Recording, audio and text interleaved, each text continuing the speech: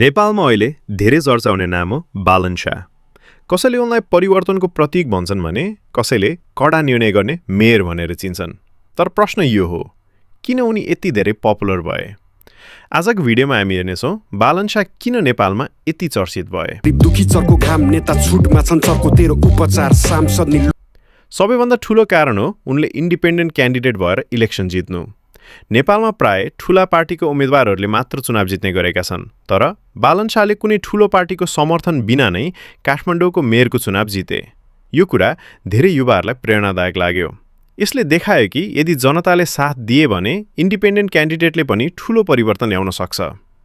Mayor बनेपछि उनले काठमाडौँमा इल्लिगल स्ट्रक्चर्स हटाउने अभियान सुरु गरे।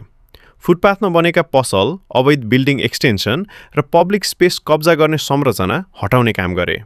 कतिपय मानिसहरूले यसलाई राम्रो निर्णय माने भने कतिपयले विरोध पनि गरे, तर यो कदमले उनलाई अझ चर्चामा ल्यायो। धेरै मानिसहरूले भने काठमाडौँलाई व्यवस्थित बनाउन यस्तो कडा निर्णय आवश्यक छ। अर्को कारण हो सोसल मिडिया। बालन शाह सोसल मिडियामा निकै सक्रिय छन्। उनका डिसिजन, स्पिच र कामहरूको बारेमा पोस्टहरू छिट्टै भाइरल हुन्छन्। यही कारणले गर्दा उनी युवाहरूबीच अझ धेरै लोकप्रिय बनेका छन्।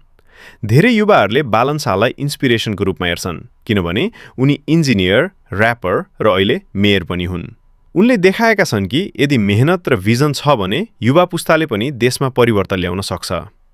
यी सबै कारणहरूले गर्दा बालन शाह अहिले नेपालका सबैभन्दा चर्चित र लोकप्रिय नेतामध्ये एक बनेका छन्। अब भविष्यमा उनले काठमाडौँमा कस्तो परिवर्तन ल्याउनेछन् भन्ने कुरा हेर्न बाँकी छ। यदि तिमीलाई यस्तो इन्फर्मेटिभ भिडियो मन पर्यो भने लाइक, शेयर र सब्स्क्राइब गर्न नबिर्सनुहोला।